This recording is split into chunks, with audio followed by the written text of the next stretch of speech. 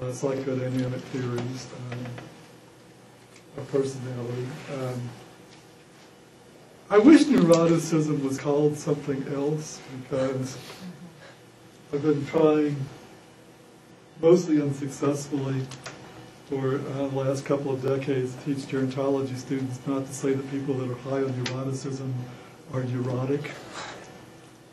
I understand why it's a losing battle, but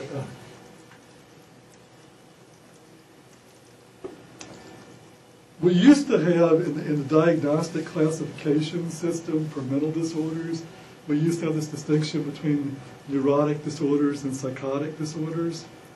And so psychotic disorders, actually in that version of the Diagnostic and Statistical Manual from the Psychiatric Association, psychotic disorders is some combination of things that outright make you hallucinate and or have delusions, and this is where it got kind of messy, and or really debilitating disorders. So, like one of the ones that crossed over and created a lot of confusion for people trying to do diagnosis is you could have a psychotic depression in the DSM-2 by having a depression that included hallucinations, or you could have a psychotic depression by being really, really depressed and really, really dysfunctional because of your depression. Which sort of starts to seem like could arguably be different things, and eventually people did decide that they're different things. And then neurotic was a term that really grew out of Freudian theory and then was meant to sort of embrace both depression and anxiety and a host of other symptoms that were characterized by a more moderate level of dysfunction and where you were in psychological pain, but not, and more dysfunctional than normal people, but not as dysfunctional as psychotic people. The rules were kind of like this. I mean, I don't know if you've seen the manuals. I'm trying to remember to bring in a manual when we're talking about diagnoses. The current version of the manual, DSM-4, is a book that's about this thick. DSM-2, which I'm old enough that I would use this when I was on internship, DSM-2 is about this thick.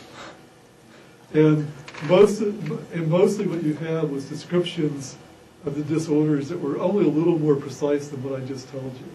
And then you were kind of on your own from there about, you had this definition and then you kind of looked at the patient.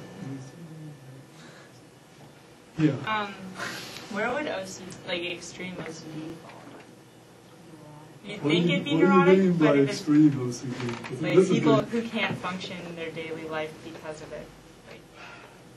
Because you think it'd be neurotic, but then if it interferes.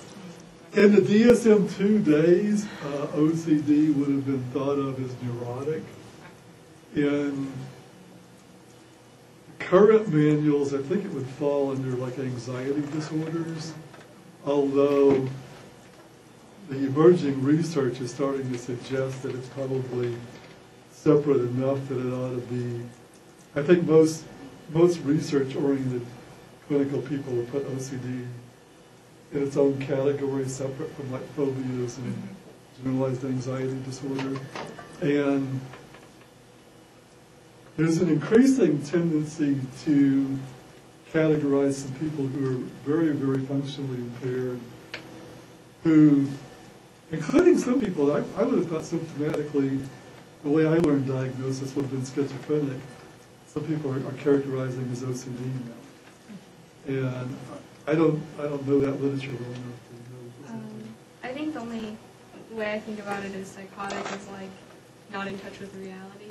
Yeah. So for people with OCD, they usually know that it's unreasonable, right? Yeah. Well, but some of them think, oh, if I don't do this, someone will die that I know. Like then it like becomes. they touch the doorknob like 3 And times. They that's- know it's like an unrealistic. Yeah. They know it's irrational, even though Deep they down think they know that it. way. And so, but if they don't, Yeah. if they really think that way, then it's more psychotic. That's the way I sort of think about it. Yeah. Because they usually know that other people would think that that's crazy, you know, like they know that that's not rational.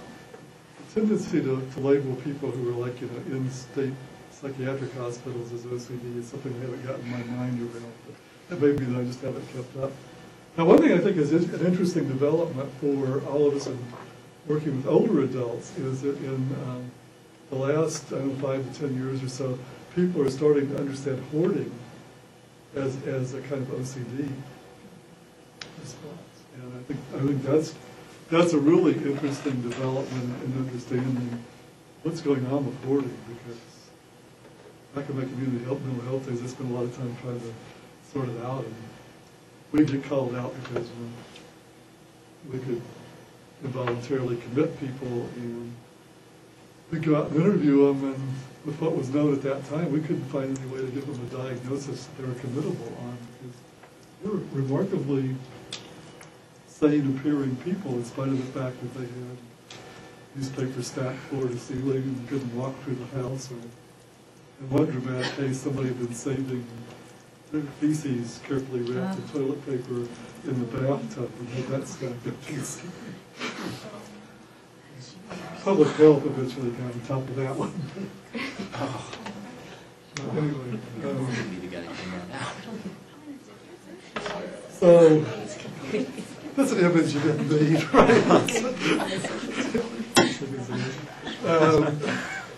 And now hoarders have their own TV show. I haven't watched it yet. There's one of the cable channels has like a reality show about hoarders. Well, yeah, well, and there's also this, and I don't know if it's the same one, I think it might be a different one, about like the person with the messiest house, and it's really bad.